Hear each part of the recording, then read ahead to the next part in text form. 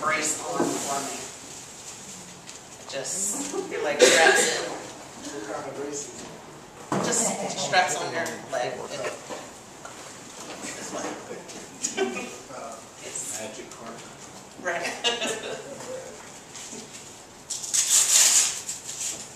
And then it moves around.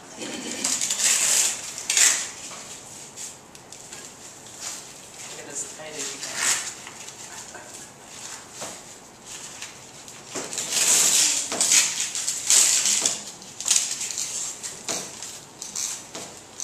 This is very similar to the braces that I wear on my legs. My brace goes all the way up to my thigh though. So, it's very constricting. And can you bend your legs at all? No. Not much.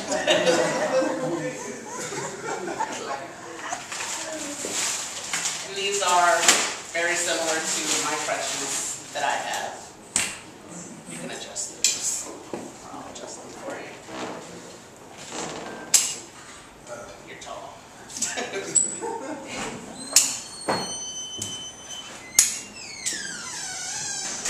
Which thing?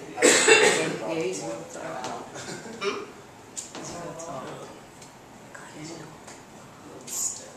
Put it all the way on the bottom. Yeah. Okay. And those are very similar to these, which I use every day. Okay. So now I'd like for you to do something for me with those.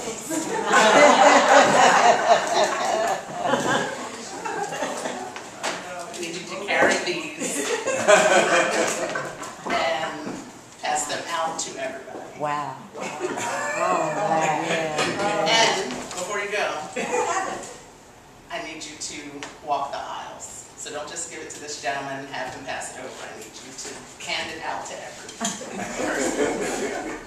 Wow. Wow. Yes, yes.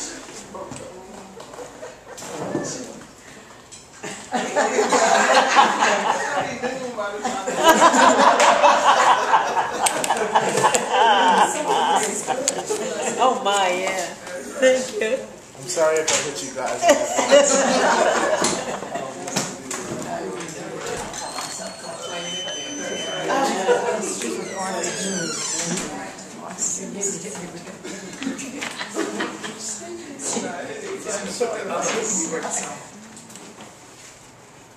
I understand what I'm saying.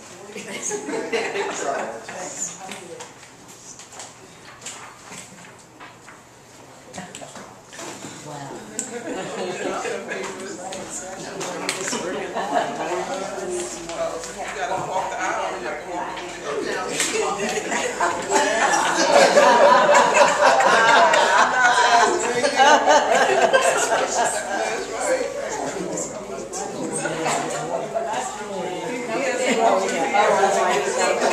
Good thing Lewis came.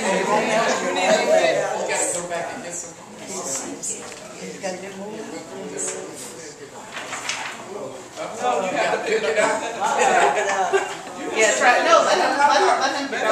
Let him pick it up.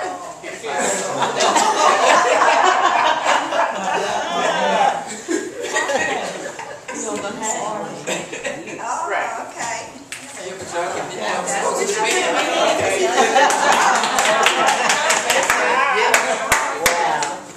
Austin does it. That's right. Now I can't Don't get bend up. those.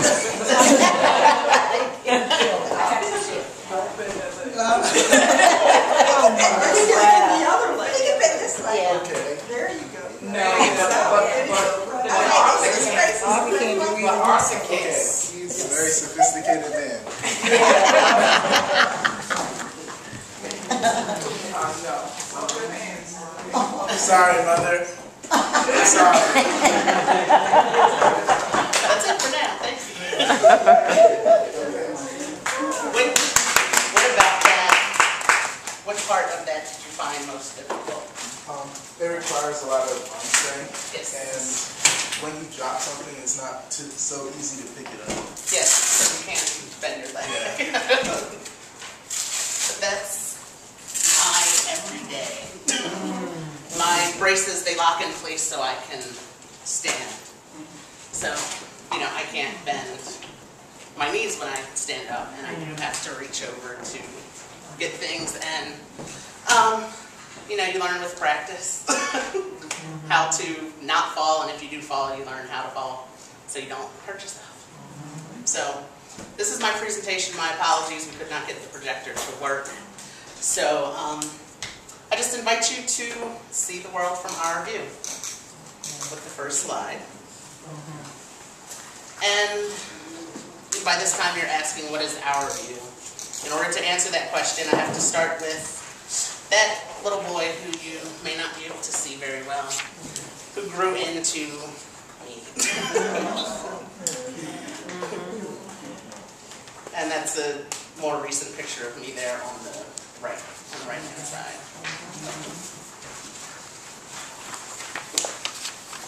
So to tell you a little bit about myself, I was born in 1981 with a birth defect known as spina bifida.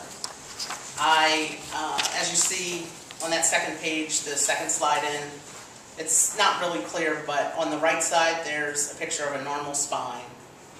And then in the middle it shows a spine that has developed spina bifida, which is the gathering of spinal fluid on the spine, and it forms a sac and a hole on the outside of the child's body at birth. And I was born with that sac and a hole in the lower part of my back. So it affected me from my waist down. I have mobility issues. At that time, there weren't the medical advances that they have now with the 3D ultrasounds, and more recently they have a surgery that they can do while the baby is still in the womb to close the hole in the back. It does not, you know, the child is still born considered having spina bifida, but the symptoms are less. They don't have that many difficulties during childhood and throughout their life. My life expectations, the doctors were told my parents that I wouldn't be able to walk at all, that I would have to use a wheelchair. So I like to tell people that, I don't walk very well, but I can walk. And, so I do most of the time. I will probably sit down, throughout this presentation just because it's a little more comfortable for me, because I do have a constant pressure on my lower back where that hole was because of scar tissue that was formed around my spinal cord. So the doctors also said that I would most likely die before the age of 15. Happy to report in November I will be 30. I beat that by 15 years. So, and every day to me is a blessing that I look forward to living every day the best, to the fullest, the best way that I can. And the doctors said that I would have severe learning difficulties, and I am also glad to say I have a master's in psychological counseling from Monmouth University. I am a certified student assistance coordinator, so I would be able to run a drug and alcohol program in the school. And I'm 2 courses short of completing the coursework to have a license in drug and alcohol counseling. So I also beat that statistic. Some life experiences from what I remember. I've had 12 surgeries, which include a shunt that I have in my head because of the spina bifida. The cerebral brain fluid was not flowing properly, so they had to pretty much put a machine in my head that would do that for me. So I had that put in when I was a few days old. I've had it redone twice because of growth spurts. There's a tube that goes down into my stomach. One time the tube snapped and it was floating up here, so I was severely sick. I had very horrible headaches that wouldn't go away, no matter what, Tylenol or sleeping or ice packs. So I've had that redone twice. I've had 3 bladder surgeries. I've had my right hip replaced. I've had the tendons in my foot. My feet were stuck up in this position, so they had to release the tendons. My left leg was shorter than my right, so I had those tendons stretched. Many, many surgeries. And there are many more that I don't remember or choose to forget, probably. So, another life experience, which I I know has helped me become who I am today is I have an older sister who never made me feel like as if I was disabled. She beat me up pretty much daily. We fought like every other, sibling pair until the day I was laying in my bed and she decided to bother me, and laying down on my back, I put one arm under her head, the other arm under her legs, and threw her across my body and onto the floor. My mom always told her, leave him alone, he's going to be stronger than you one day. It's going to hurt you. Ever since then, she has never, ever bothered me. And, but that helped me build up who I am today to be able to deal with, the taunting and things that I did receive as a child from kids outside of the home. So, so I do appreciate that. So, my parents, also my mother who is here in the white shirt in front.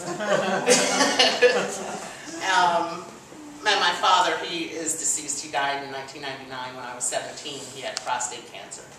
But they also never made me feel as if I was any different. I had to wash dishes, I had to dry dishes.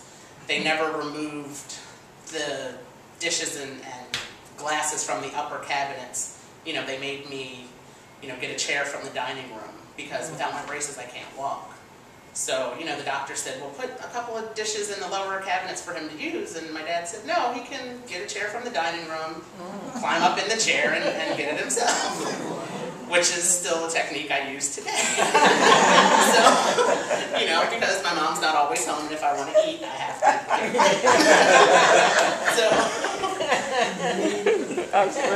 Yes. So, my parents, more importantly, they taught me, even though it may take a little longer, I may have to go a different route, to achieve something, they taught me that I can, achieve anything that I put my mind to. So, for that, I am very, very grateful. You're welcome. They also, yes, thank you.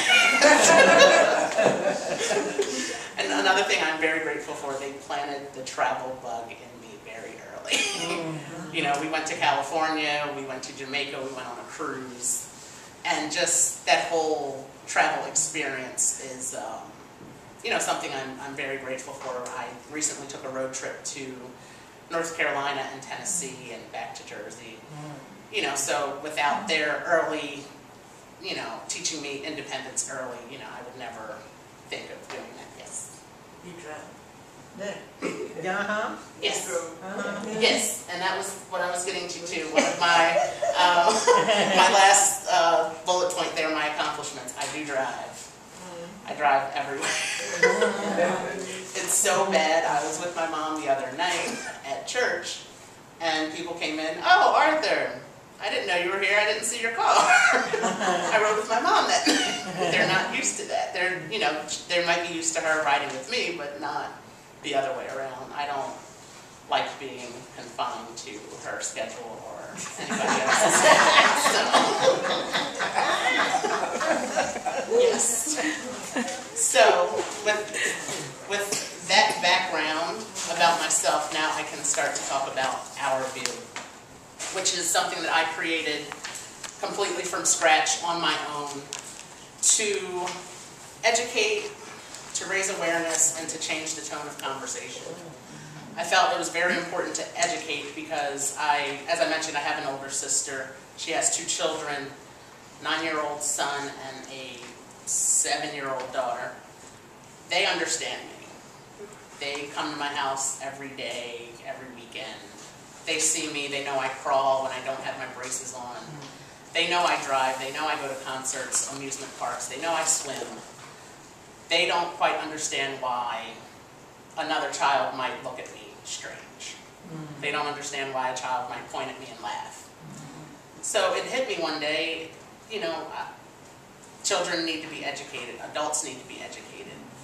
And how do I, who can educate them? I said, oh, I can. So, I've created Our View for those reasons, to raise awareness, because even though we have come a long way as far as, with the Americans with Disabilities Act and everything, there are still, many more things that need to be done.